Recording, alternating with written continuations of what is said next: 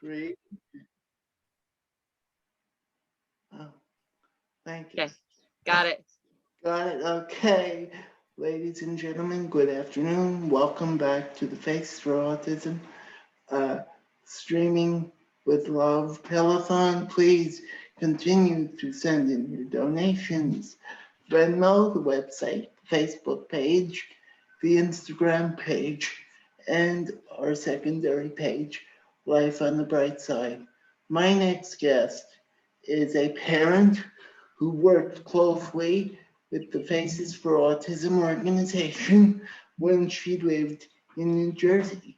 Now she's moving in, she lives in Kansas, and she's here to tell us her stories, not only working as a home health aide in the autism community, but she has a personal story as well. Ladies and gentlemen, please welcome Stephanie. Thank Hello. you. Thank you for being here. So, Stephanie, my first question is just like give us a background on, I guess we'll start as a home health aide.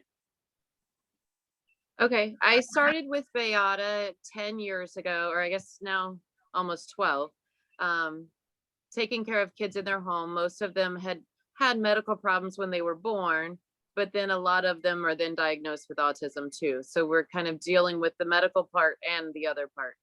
Um, that was and then even my one little guy it went to a kindergarten classroom for 2 years that was a self-contained classroom for kids that were on the spectrum. So then I dealt with him, but a lot of the other, I was in that environment with him.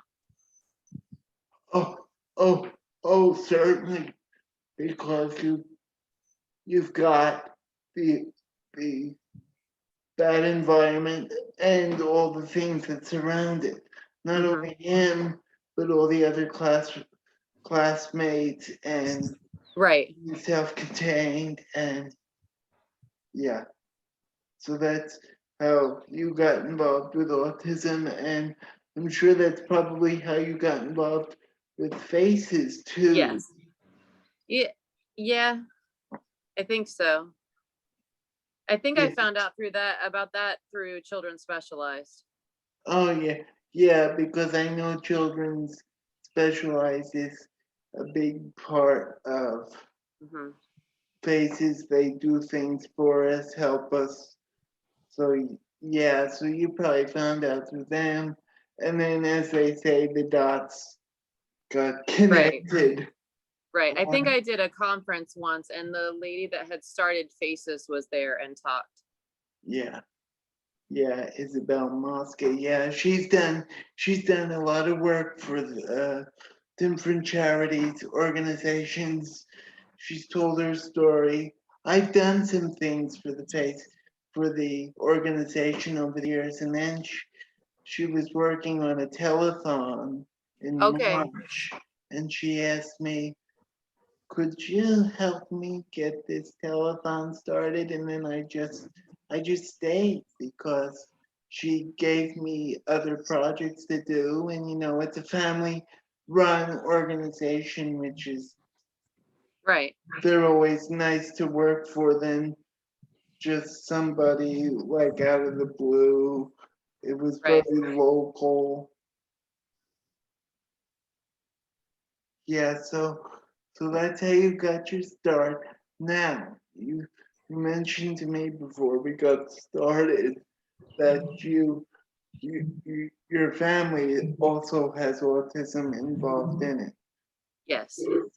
So tell My now 14-year-old was diagnosed when he was in 5th grade, I think, was kind of how I found Children's in the first place too. Um, and he's very high functioning, but he's still very, very difficult. So I deal with it from that perspective too. oh wow, so it's like many different. You got the whole. You got everything. You worked in it. You're dealing with it on a daily basis. I mean, and that's why you are the perfect example because you they say autism is a puzzle piece, and you've you've got both pieces of the puzzle covered. It is, it is. And each kid is so different, trying to figure out what makes them, what the reasoning behind their behaviors, or what helps them, or what makes them upset, or it's just, and then once you figure it out, of course it changes too, but you can just keep trying, you Yeah, know. certainly. Just keep trying because, like you said, everyone is different. You go from kids that are nonverbal to kids you don't even know they have it. Right. Right. Like I had even Gavin did a summer camp, and one of his teachers, I said something like towards the end, and he honestly had no idea. And he'd had him in class and he thought he was fine, but because he loved what he was doing, he was very much engaged and he was fine and he behaved fine and all was well. Whereas if it's something else that he doesn't really want to be doing, then it's a whole different ballgame. But it was interesting that his teacher was still shocked. And I'm like, you've known him for 2 years. You don't, and he thought he was fine. And not that I'm going to mention the district, but this was a public district that said that was shocked that he, Yes. yeah, Yeah. it's But like, it was a guy that, I mean, he was great and he really interacted with him. And I was just kind of surprised, that he didn't pick up on anything. like it not only opens your eyes as a parent, but I would guess on the teacher's perspective, it opens their eyes too because they just have Right. they don't Like know. even, right. Like a couple teacher, I would always reach out, and as he was littler, thinking, okay, I know something's not right or something's different, or, however to say it. And I would get nowhere with the school. They just, oh, he's really smart, he's fine, and then they would brush it away until I finally pushed it and got to children specialized and got him help. But it's almost like you wanted to go back to all those teachers and go, okay, here is where we are now, and you thought nothing was wrong, you know. Exactly, exactly. As a matter of fact, this is completely unrelated to the autism story, autism, but a friend of mine, her child has special needs. Um, there was an issue with PT and getting the kid in a stander and all this stuff. I said, you gotta go to bat with the district. I said, tell the district what you need. The district will help you. I said, tell the district what's going on. Uh-huh. Because, you know, people don't think like you and I would if there was a situation and you have to tell the district, okay, my child needs XYZ to get the job done. Right. Yeah, it's a constant battle. I think that's the hardest part. You're trying to help them, but you feel like you're fighting everybody in the process. Exactly. You go sit in these IEP meetings and it's like an uphill battle just to get to the top of the mountain. Right. And it shouldn't be that hard. And I I thought I had heard New Jersey's one of the best states for special ed. I mean, come on. These Yeah. teachers should have some clue of what's going on. You would Yeah. think, You would think. and I guess not. That's like, not to jump off topic and we move on to the next question. I had a teacher freshman year high school. She taught special ed, but they said she didn't have a special ed degree. They just threw her in there. Oh, okay. Well, you got, in my mind, if you teach special ed, you should know what's going on Mm-hmm. Yeah, that's or different by have a little far. bit of a clue. Yeah, I mean, yeah, they have to get their stuff straight, and I like to say, but I'll ask you this honestly: how is the education system as far as special ed in Kansas? Well, I don't know. I don't think, yeah, I think you're right. The New Jersey probably has more for kids that are further or that have more needs or more on the spectrum or however you want to say it. But here, I mean, he's in mainstream classes. He always has been. So I don't really see that, but it's like I still have to jump through hoops to get his plan and try to get him help because they think he's fine, but he's not fine. Um, does that make sense? Oh yeah, So and I've like done. we got him at 504, but they didn't want to do an IEP yet because they, thought that they wanted to get to know him better before they got it. So I kind of left it for now, but we'll see. But Yeah, and it's like how far could you leave it before it gets so far out of control? right, right. And that's the thing. It's like he's already in high school and yeah, where I can't, they just make it very hard. But Yeah, I was the same way in New Jersey though. I was like jumping through hoops because, and I'm almost in a weird circumstance because he's very smart, so they all think he's fine. They don't see all the struggles that he goes through just to complete an assignment. right. So in Yeah, that, for like the kids that are more profoundly autistic, what I think they get all the services, and it's almost like these are the kids that are getting missed, that they think, oh, they're fine, and they're not fine. And I know there's more than just him. It's really hard. right, because, and I'm not just saying out there in Kansas, this could be nationwide for all I know. People and the school districts, they only see one side of the story. They don't Right, see the other half. They don't see what goes on at home. They don't see they don't right, see what you see as a parent, what you go through every day right. to The get. struggles of just, yeah, so many, like even just sensory things, like getting them to brush their teeth or getting, certain foods or certain this and that, that like they don't see any of that. Yeah. Right. And I've said this before doing these, and I wish people in school districts, especially those that worked in the autism special ed community, got the whole picture because, and I'm not discounting anyone, but I think there are very few that do because There's been a couple, and most of the ones that actually really get it are the ones that have a child similar or they've understood for some other reason. You know what I mean? It's like they're like, I understand, and they're the ones that are overly helpful and really do go above and beyond.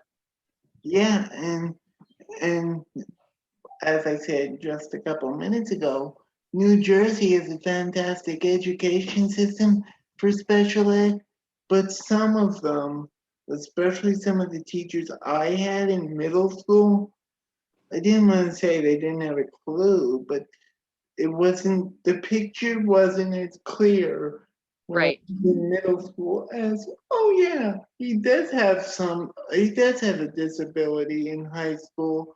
We need to make modifications. And then you go to right. that in the IEP. All right, can we pause for just a minute? Yes, there we go. Okay. Yeah, so as you said, there are very few that get it. And I find it very sad that not everybody gets it because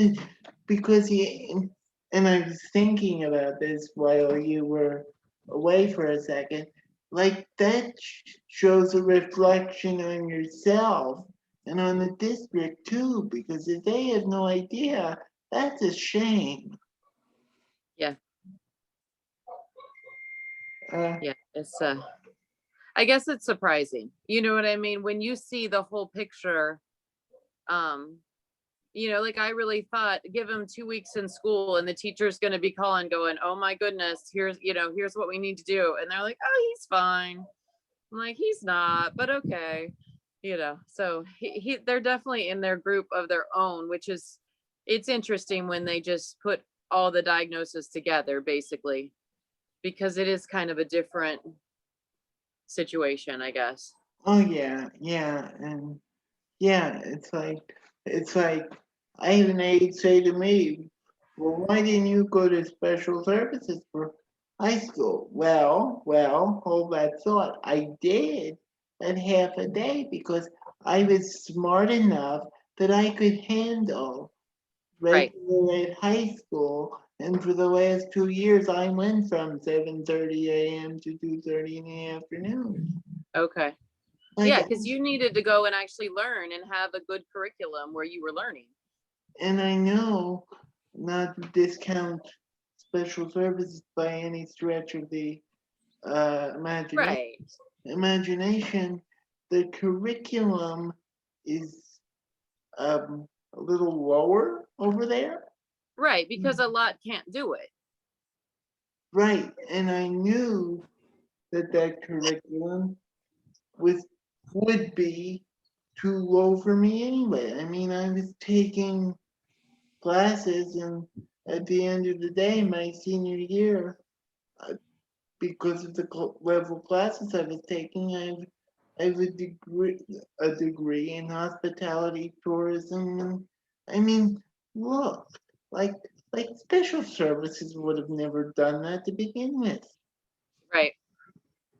Like it's so I don't know what to say, but they're good for some things, they're not Right. good for others, and Right. You're kind of, yeah, you're a special circumstance, but it's almost like everyone is a special circumstance too. You can't lump people together because, but obviously you need to be able to be challenged just as well as the other kids. So, exactly. And and I'm not discounting the school by any means, but I agree with you. Some kids should slash need to be challenged. They need that exposure of what a regular high school was like, and I'm glad I right. got the opportunity. Yes.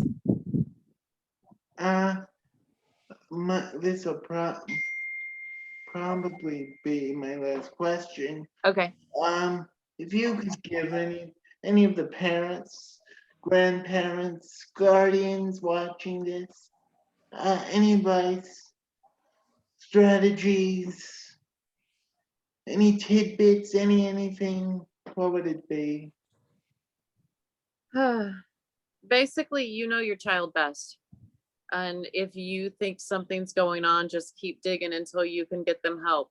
And sometimes it's not, you might have one person tell you, oh, they're okay or they're not, or, and just keep digging. And there's so much out there for them, but it really is exhausting.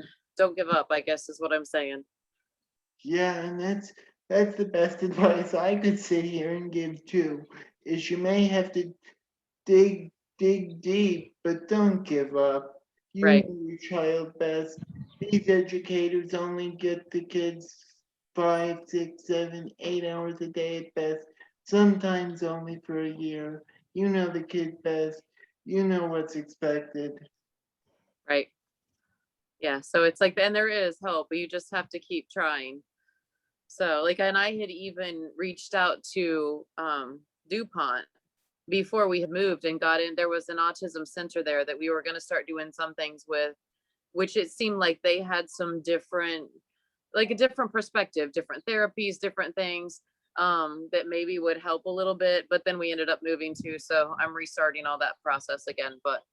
Um, but I really think if I hadn't pushed it, even his pediatrician was kind of like, well, he's okay, but if you really think you want a referral, okay. Like I would have gotten nowhere if I didn't know better and I didn't push it from the beginning. Right. You So, it's like you said, you know your child best and you know how far you can push. Mhm. Because if you don't push, I hate to sound negative, but you could still be stuck at step one if Right, you didn't push. So, right. In order for them to reach their full potential, they have to have assistance. So, and that's why you have to go to these districts, and you're by no means the first parent I've had on here. I've had many parents speak to me about this, but you have to go to these districts and you have to push and you have to tell them and you have to do all this stuff just to get to the where you want to be. And that's sad, I think. it is sad. It is. Yeah. It's So exhausting because not only are you fighting them, I mean, you're dealing with a difficult child already, and then you're dealing, with the other part of it too, and you just have to keep going. I will ask you this. Is the special ed education any different out there than it is here? Yeah, I don't really know because I haven't been in the school as much with like with a patient, and I haven't really dealt with it. Their 504 plans are written differently. They're like a much lengthier plan, almost like more similar to the IEP that's written there, but nothing. I haven't really dealt with it as much more. The individual teachers seem more willing to help, I guess, even without it all written out specifically in a 504. But some of it too this year is tough because it's like COVID led into all of this, and some of it, getting them to turn in assignments and this and that. I think the teachers are a little more lax at letting them turn it in late. Um, but that's the biggest part is so I really haven't dealt with just specifically special ed. Right, but it makes me happy knowing that they're a little more understanding than they were Yeah. out here, so it's not just a constant uphill battle up the mountain anymore. Yeah. We shall see. We shall see. Friends, before we wrap this up, I will remind you one more time the telethon may be over, but please donate. Faces needs your money. Now more than ever, this pandemic may be drawing to a close. Our events are slowly starting to come back. Faces need your support. Uh, Facebook.com/Faces for Autism. There's a donation button down the bottom of the screen. Uh, Venmo, Instagram. If you have questions, please feel free to reach out. That is how I reached out to Stephanie via the Faces Autism Support Group. Uh, if you would like to be a guest and do one of these with me, please reach out via the Faces for Autism Support Group or send me an email or send me an inbox to my personal Facebook page. I would be happy to speak with you. Stephanie, thank you. I hope you're enjoying Kansas. I will talk to you soon. All right. Take care. Thank you so much. It You was good too. to see you. Thank you. You too. Bye. Bye.